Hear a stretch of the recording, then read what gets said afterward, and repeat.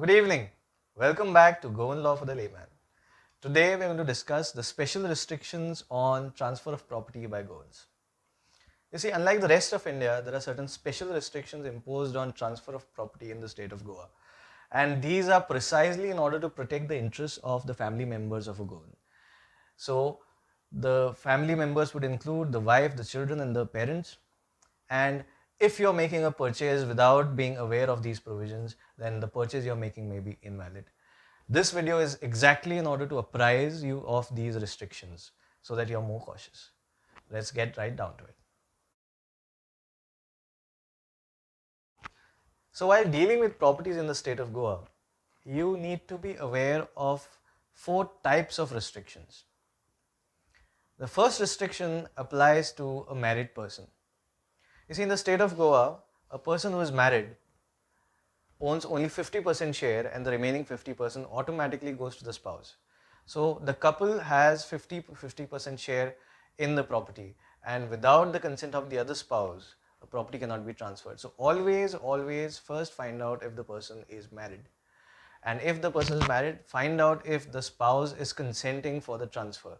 Because without the consent of the spouse, your property sale may be set aside. Point number two, and this restriction applies specifically to gifts or wills. You see, the estate of a Goan is divided into two categories. Number one is called the disposable quota, the other one is called the non-disposable quota.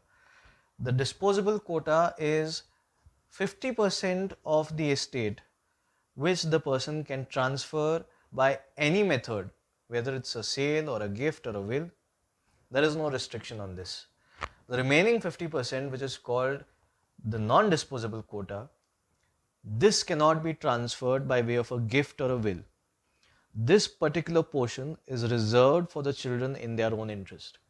So, if you're getting a property by way of a gift from a person who has children, or the person who is transferring you the property has received it by way of a gift from a person who has children, always make sure that you have either the children signing as a consenting party or that the property was partitioned by a judgment of an inventory court.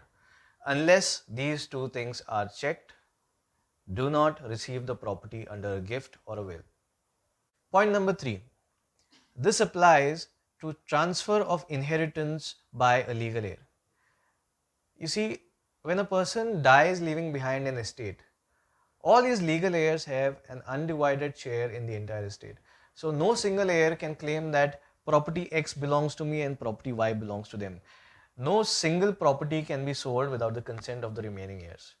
So the most advisable thing to do is to wait for a judgment of inventory, partitioning the estate, allotting specific properties to specific legal heirs.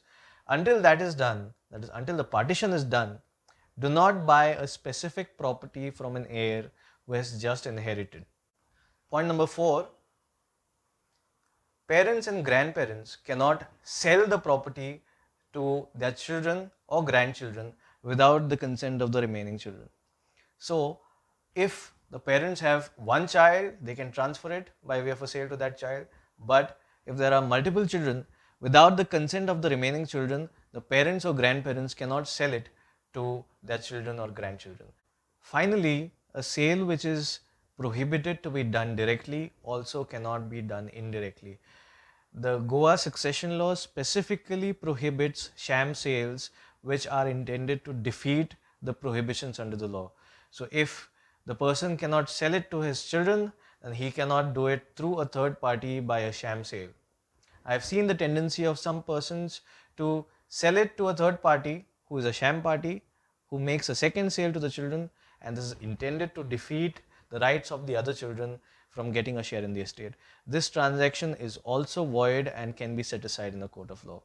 So these are the four most basic restrictions to be kept in mind while dealing with properties in the state of Goa. That will be all for this video, but if you have any queries or suggestions, feel free to leave a comment in the comment section below. Thank you for watching. I'll see you in the next one. Bye bye.